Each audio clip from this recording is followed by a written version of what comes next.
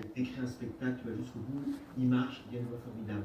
On apprend le piano, on sait pas, on arrive à un moment donné à jouer des choses merveilleuses, quelle joie formidable. Donc c'est vrai que l'effort amène de la joie. Je dirais pas le bonheur, mais la joie. Mais est-ce qu'il y a un lien avec la fierté aussi? Parce que oui, je trouve la satisfaction d'avoir fait quelque chose, de s'être dépassé, d'avoir grandi.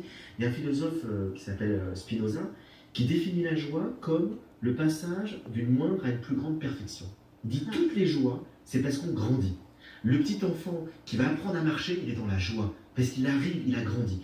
Le petit enfant qui va pour la première fois parler, il est dans la joie. Et on continue adulte d'être dans la joie chaque fois qu'on se dépasse, chaque fois qu'on grandit, chaque fois que la créativité en nous s'exprime. Et ça, je pense, c'est le propre de toutes les vraies joies, c'est que c'est une croissance de l'être. C'est intéressant parce que ça me fait penser quand, à 17 ans, je suis étudiante en Grèce pendant comme 6 mois à peu près. Puis dans le programme, là-bas, ils mettaient énormément l'accent sur la différence entre journey puis voyage, dans le fond, tu sais. Puis c'est vrai que ce que je sentais beaucoup dans la culture grecque, je veux pas, avec l'Odyssée, justement l'importance du voyage qu'on fait, mais cette satisfaction-là d'avoir vraiment accompli, en fait, d'avoir franchi des étapes pour arriver. Mais c'est pas le but, on s'en fout, mais c'est vrai que même on peut voyager, donc juste se déplacer dans notre propre vie sans rien vivre, en fait. Mais c'est quoi, en fait? Oui, c'est quoi, en fait, le mot pour journey en français? C'est quoi? À part le mot voyage, c'est quoi? C'est ça. Le processus est toujours plus nourrissant et intéressant et valable que le résultat. Parce que le résultat, parfois, ne nous appartient pas. Parce que, surtout dans notre travail, Karine, tu le sais, dans le cinéma, la télévision, bon, nous, on fait notre journée. Puis moi, quand j'ai réalisé ça, j'étais jeune comédienne, puis je me suis dit, si je passe 12 heures sur un plateau de tournage et j'ai eu de la joie, j'ai été bien avec les gens avec qui j'ai travaillé, c'est ça l'essentiel. Parce que de cette journée-là, il va rester 2 minutes à l'écran dans le film que je suis en train de tourner. Mais si le plateau est difficile et puis que ça manque de générosité, puis ça manque d'humanité, puis d'entraide, ben, même si le résultat remporte tous les prix et tous les honneurs, si toi t'as été malheureux, ça donne rien. Mais ça c'est fou de penser ça, que dans le fond c'est ça, peu importe ce qu'on tient à la fin, même si les gens admirent ça, si toi pendant le processus tu n'as pas éprouvé de fierté à faire un effort dont tu es fier, parce que je trouve qu'on a de la misère à dire je suis fière d'avoir fait ça.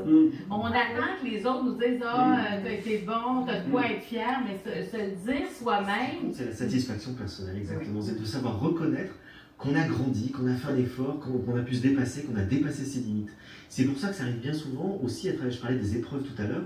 Quand on a dépassé une épreuve, c'est extraordinaire la joie. D'ailleurs, on pleure souvent de joie qu'on a dépassé une épreuve. On voit les gens qui sortent de prison, qui ont été otages, ils sont dans la joie. Mais pour la semaine dernière, il y avait le marathon de Montréal, par exemple. Ah, mais ça, c'est une manière de se dépasser aussi. Mais il y a une fierté, ces gens-là, c'est de la joie, sûrement, après le marathon. Ce que tu disais sur le fait que ce qui compte, c'est effectivement de marcher, et c'est ce que vous disiez aussi, le passage.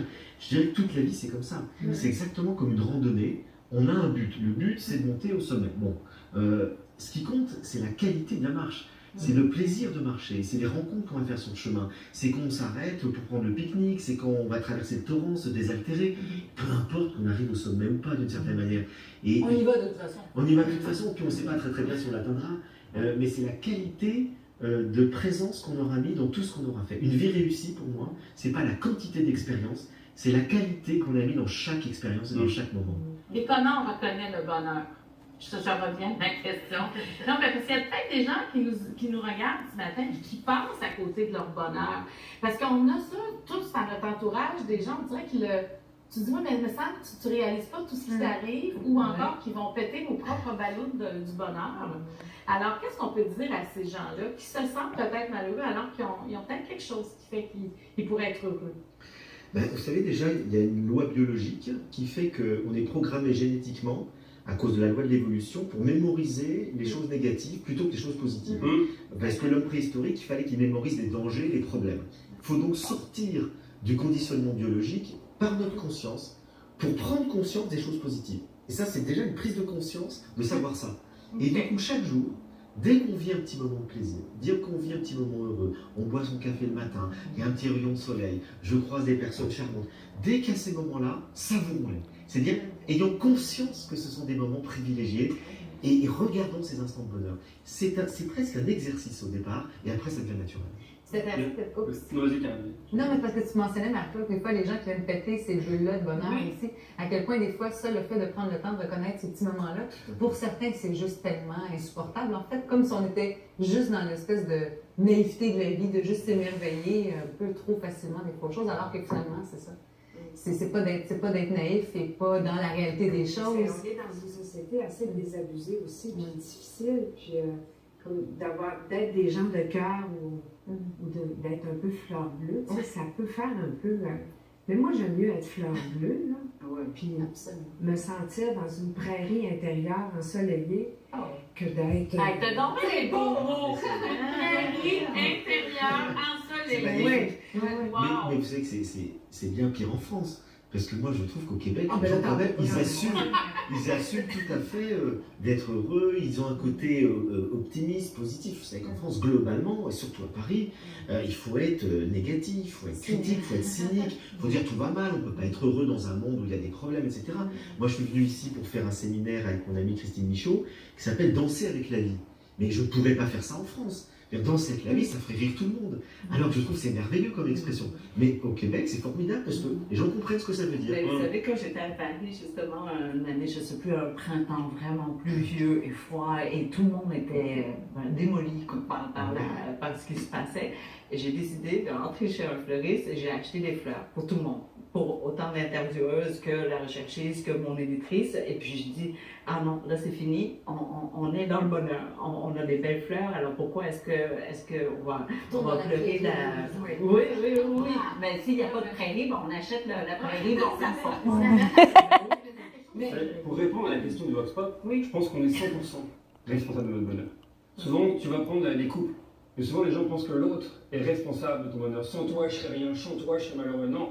Sans lui, tu seras complètement heureux. Parce que si tu es dépendant de quelqu'un d'autre ou quelque chose d'autre pour être heureux, ta vie va être démolie si tu perds cette personne-là ou cette chose-là. En couple, c'est pas vrai que tu es dépendant de l'autre. Je pense qu'on est chacun responsable de notre bonheur à 150%. Et pour se reprendre, disait Fred, il y a une phrase qui dit « Nos pensées gouvernent tout ». Donc si tu arrives à changer tes pensées, tu changes comment tu te sens. Si tu changes comment tu te sens, tu changes comment tu agis. Tu changes comment tu agis, tu fais des belles choses. Quelle date tu fais des conférences? Non, mais parce qu'on voit que tu as réfléchi beaucoup. C'est devenu une passion pour moi, l'humain et le bonheur, le bien-être. Ça se sent dans tes performances, dans tes sketchs aussi. Ah. Il y a beaucoup d'humanité dans ce que tu fais. Tu es très drôle, physiquement, tu es très drôle aussi. Il y a beaucoup d'humanité. Et c'est ça que je trouve beau. Dans le fond, lui, à sa manière, c'est un philosophe comme Frédéric. Mais comme je suis un humoriste à ma manière. On va se quitter, on va regarder un Vox Pop. La question, c'est quel est votre plus grand bonheur? Et au retour, on va parler du livre Pauline et moi et du film Paul à Québec, qui sont deux grands bonheurs. Restez là.